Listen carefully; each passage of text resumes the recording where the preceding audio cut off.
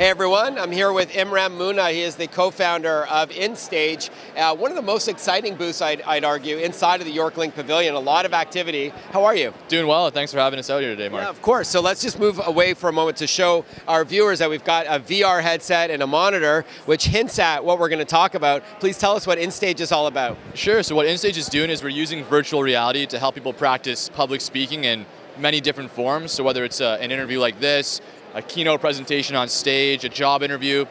People tend to think of public speaking as just being on stage, but there are so many different forms of it, and that's what we're trying to help people practice. Is all these different types of public speaking. And it's probably one of the biggest, if not the biggest, fear among people, isn't it? Oh, absolutely. There's that classic Jerry Seinfeld quote that at a funeral, more people would rather be in the casket than giving the eulogy, and we definitely see that on a daily basis. So. And you're catering more to businesses than to individual consumers, is that right? Yeah, today that's the focus, is working in a B2B capacity, so either helping sales teams get an edge, having difficult conversations with their clients, onboarding new staff, learning processes where they have to speak to either internal team members or clients.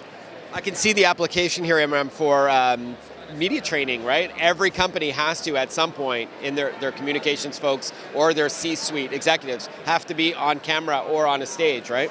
Yeah, absolutely. Especially for executives, what we do is we create realistic practice environments for them, and after that, give them feedback about how they perform. And what we hear from a lot of executives is that people aren't usually willing to tell them how they speak because it's a bit intimidating for someone that works for them to say, you say so a lot. Whereas we can say that objectively and they don't take offense to it. So walk us through what we see and hear, or what data is derived from this app. Like, walk us through, assuming the viewer has not put on a headset before. Sure, what I like to say is when you put on our VR headset, you'll forget where you are and instead feel like you're standing in front of a live audience, one that may laugh at your jokes or get bored if you start to drone on and don't pay attention to them. And then when you're done, we can provide feedback like what percentage of the time you made eye contact with people, how many times you said popular filler words like what your volume variability was. We can tell you that sort of thing to see if you're speaking monotone, how fast you were speaking. Objective metrics that you can then decide how you want to use. If you like speaking like Obama, for instance, we know he speaks at roughly 110 words a minute. If you speak at 150, it gives you something you can use to track the direction of your progress. Do you think Trudeau can use this to remove some of those ums in his...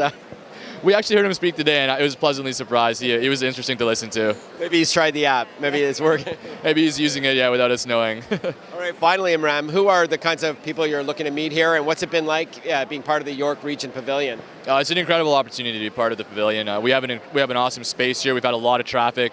We're looking to meet early stage investors who believe in having people become effective speakers. I think at a place like this, encouraging people to share their thoughts and ideas, and that's really what we're doing, is giving people confidence to speak about what they're passionate about.